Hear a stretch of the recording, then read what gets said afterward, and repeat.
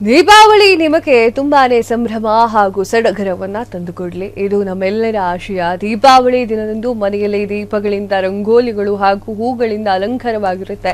ದೀಪಾವಳಿ ಹಬ್ಬವು 5 ದಿನಗಳ ಕಾಲ ಆಚರಣೆ ಮಾಡಲಾಗುತ್ತೆ. ಪ್ರತಿಯೊಂದು ದಿನವೂ ಕೂಡ ವಿಶಿಷ್ಟ ಆಚರಣೆಯನ್ನ ಮಾಡಲಾಗುತ್ತೆ. 5 ದಿನಗಳ ದೀಪಾವಳಿ ಹಬ್ಬದಲ್ಲಿ ನರಕ ಚತುರ್ದಶಿಯೂ ಕೂಡ ಒಂದಾಗಿದೆ. ನರಕ ಚತುರ್ದಶಿ ಇವತ್ತಿನ ದಿನ. ದೀಪಾವಳಿಗಿಂತ ಒಂದು ದಿನ ಮೊದಲು ಆಚರಣೆ ಮಾಡಲಾಗ್ತಾ ಇರುವಂತಹ ದಿನ. ಇದು ದುಷ್ಟಶಕ್ತಿಯ ಮೇಲೆ ಒಳ್ಳೆಯದಿಂದ ವಿಜಯವನ್ನ ಸಂಕೇತಿಸುವಂತಹ ರಾಕ್ಷಸ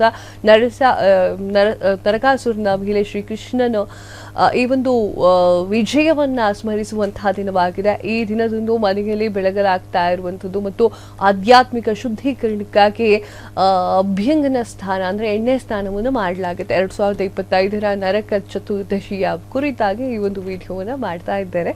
ಹಾಯ್ ಹಲೋ ನಮಸ್ಕಾರ, ನೀವು ನೋಡ್ತಾ ಇದ್ದೀರಾ ಫ್ರೀಡಮ್ ಟಿವಿ. ನಾನು ಕಾವ್ಯ ಹೆಗಡೆ. ನರಕ ಚತುರ್ದಶಿ ಎಂದು ಸ್ನಾನ ಮಾಡುವುದು ಎಲ್ಲಾ ಪಾಪಗಳು ತೊಳೆದು ಹೋಗುತ್ತೆ ಅಂತ ಹೇಳಲಾಗುತ್ತೆ. ಮನಸ್ಸು ಶುದ್ಧವಾಗುತ್ತೆ ಅಂತ ಹೇಳಿ ಧಾರ್ಮಿಕ ನಂಬಿಕೆ ಹೇಳುತ್ತೆ. ಈ ದಿನ ಯಮರಾಜನಿಗೆ ದೀಪ ಹಚ್ಚುವುದರಿಂದ ಬಹಳ ಶುಭವಾಗುತ್ತೆ ಅಂತ ಹೇಳಲಾಗುತ್ತೆ. ಈ ದಿನ ಸಂಜೆ 5 ದೀಪಗಳನ್ನ ಬೆಳಗುವ ಸಂಪ್ರದಾಯವಿದೆ. ಅವುಗಳಲ್ಲಿ ಸಾಸಿವೆ ಎಣ್ಣೆಯಿಂದ ತುಂಬಿರುವಂತಹ ಒಂದು ದೀಪವನ್ನ ಯಮರಾಜನ ಹೆಸರಿನಲ್ಲಿ ಬೆಳಗಲಾಗುತ್ತೆ. ಉಳಿದ 13 ದೀಪಗಳನ್ನ ತುಪ್ಪದಿಂದ ಬೆಳಗಲಾಗುತ್ತೆ. ಇದು ಅಕಾಲಿಕ ಮರಣದ ಭಯವನ್ನ ಹೋಗಲಾಡಿಸುತ್ತದೆ. ನರಕ ಚತುರ್ದಶಿ ಶ್ರೀಕೃಷ್ಣನನ್ನ ಪೂಜಿಸುವುದರಿಂದ ಜೀವನ, ಸಂತೋಷ, ಸಮೃದ್ಧಿ ಮತ್ತು ಮಾನಸಿಕ ಶಾಂತಿ ಸಿಗುತ್ತೆ. ಈ ದಿನವು ದೈಹಿಕ ಶುದ್ಧೀಕರಣ ಸಂಕೇತ ಮಾತ್ರವಲ್ಲದೆ ಆಧ್ಯಾತ್ಮಿಕ ಜಾಗೃತಿಗೆ ಅವಕಾಶವನ್ನ ನೀಡಲಾಗುತ್ತೆ. ಈ ಒಂದು ದಿನದಲ್ಲಿ ಏನೆಲ್ಲ ಮಾಡಬೇಕು ಅಂತ ನೋಡೋದಾದ್ರೆ, ಅಭ್ಯಂಗನ ಸ್ನಾನವನ್ನ ಮಾಡಬೇಕು, ಅಂದ್ರೆ ಎಣ್ಣೆ ಸ್ನಾನವನ್ನ ಮಾಡಬೇಕು. ನರಕ ಚತುರ್ದಶಿಯ ದಿನದಂದು ಸೂರ್ಯೋದಯಕ್ಕೆ ಮೊದಲು ದೇಹಕ್ಕೆ ಎಣ್ಣೆ ಸ್ನಾನವನ್ನ ಮಾಡಬೇಕು. ಎಣ್ಣೆಯನ್ನ ಹಚ್ಚಿ ದೀಪದಾನವನ್ನ ಮಾಡಬೇಕು. ಮನೆಯ ಮುಖ್ಯ ದ್ವಾರ, ದೇವರ ಕೋಣೆ, ಅಡುಗೆ ಕೋಣೆ ಮತ್ತು ತುಳಸಿ ಗಿಡದ ಕೆಳಗಡೆ ದೀಪವನ್ನ ಹಚ್ಚಿಡಬೇಕು. ರಂಗೋಲಿ ಹಾಕಬೇಕು. ರಂಗೋಲಿ ಮನೆಯನ್ನ ಸ್ವಚ್ಛಗೊಳಿಸಿ ಮನೆಯ ಪ್ರವೇಶ ದ್ವಾರದಲ್ಲಿ ರಂಗೋಲಿ ಮತ್ತು ತಾಜಾ ಪರಿಮಳಯುಕ್ತ ಹೂಗಳಿಂದ ಅಲಂಕಾರವನ್ನ ಮಾಡಬೇಕು. ನೈವೇದ್ಯ ಮತ್ತು ಪ್ರಸಾದ, ಈ ದಿನ ಸಿಹಿಯಾಗಿರುವಂತಹ ಖಾದ್ಯವನ್ನ ತಯಾರು ಮಾಡಿ ದೇವರಿಗೆ ಅರ್ಪಣೆ ಮಾಡಬೇಕು. ಪ್ರಸಾದವನ್ನ ಸ್ವೀಕರಿಸುವಂತ ಹೇಳಬೇಕು. ಆರತಿ ಮತ್ತು ಪೂಜೆ, ಭಕ್ತಿಯಿಂದ ದೇವರನ್ನ ಸ್ಮರಿಸುವುದು, ಮಂತ್ರಗಳನ್ನ ಪಠನೆ ಮಾಡುವುದನ್ನ ಮಾಡಬೇಕು. ನರಕ ಚತುರ್ದಶಿಯ ದಿನದಂದು ಬ್ರಹ್ಮ ಮುಹೂರ್ತದಲ್ಲಿ ಏಳಬೇಕು.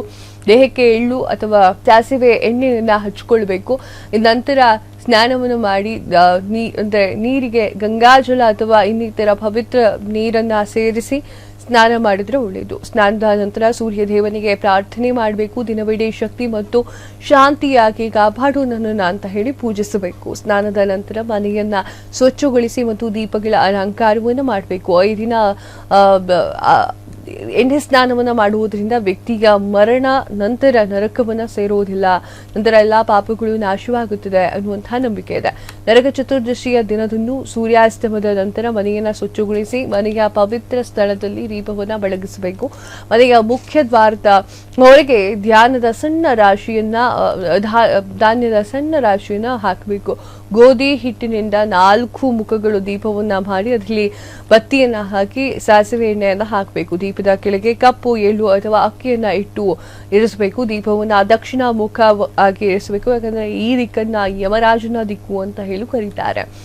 ಬಳಿಕ ದೀಪ ಹಚ್ಚಿ ಯಮಧರ್ಮ ಏನಿದ್ದಾರೆ ಅವರಿಗೆ ಪ್ರಾರ್ಥನೆ ಮಾಡಬೇಕು. ಇದರಿಂದಾಗಿ ಮನೆಯೊಳಗೆ ಕೃಷ್ಣ ಮತ್ತು ಲಕ್ಷ್ಮೀ ಪೂಜೆ ಜೋರಾಗಿ ನಡೆಯುತ್ತೆ. ಮೊದಲು ಪೂಜಾ ಸ್ಥಳಗಳನ್ನ ಸ್ವಚ್ಛಗೊಳಿಸಿ ಪೀಠಗಳು ಮತ್ತು ಕೆಂಪು ಬಟ್ಟೆಯಿಂದ ಹರಡಬೇಕು. ಅದರ ಮೇಲೆ ಶ್ರೀಕೃಷ್ಣ ಮತ್ತು ಲಕ್ಷ್ಮೀ ದೇವರ ವಿಗ್ರಹವನ್ನ ಅಥವಾ ಫೋಟೋವನ್ನ ಇಡಬೇಕು.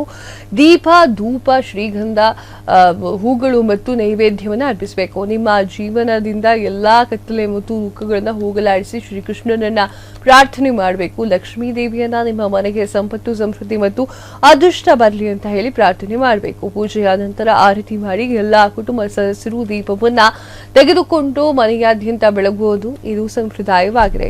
ನಾಳೆ ಅಮಾವಾಸ್ಯೆ ಇರುತ್ತೆ. ಸೊ ದೀಪಾವಳಿಯೂ ಕೂಡ ಇದೆ. ಸೊ ಎಲ್ರಿಗೂ ಕೂಡ ದೀಪಾವಳಿ ಹಬ್ಬದ ಹಾರ್ದಿಕ ಶುಭಾಶಯಗಳು ಅಂತ ಹೇಳ್ತಾ ಈ ಒಂದು ವಿಡಿಯೋವನ್ನ ಮುಗಿಸ್ತಾ ಇದ್ದೇನೆ. ಇದಾಗಿತ್ತು ಇವತ್ತಿನ ವಿಶೇಷ ಮತ್ತು ಸುದ್ದಿಗಳಿಗಾಗಿ ನೋಡ್ತಾ ಇರಿ ಫ್ರೀಡಮ್ ಟಿವಿ. ಏನು ಜನಸಾಮಾನ್ಯ ಶಕ್ತಿ. ಕ್ಷಣ ಕ್ಷಣದ ಸುದ್ದಿಗಳಿಗಾಗಿ ಫ್ರೀಡಮ್ ಟಿವಿ ಸಬ್ಸ್ಕ್ರೈಬ್ ಮಾಡಿ, ಲೈಕ್ ಮಾಡಿ ಹಾಗೂ ಫಾಲೋ ಮಾಡಿ. ಹೊಸ ಸುದ್ದಿಗಳ ನೋಟಿಫಿಕೇಶನ್ಗಾಗಿ ಬೆಲ್ ಐಕಾನ್ ಮೇಲೆ ಕ್ಲಿಕ್ ಮಾಡಿ.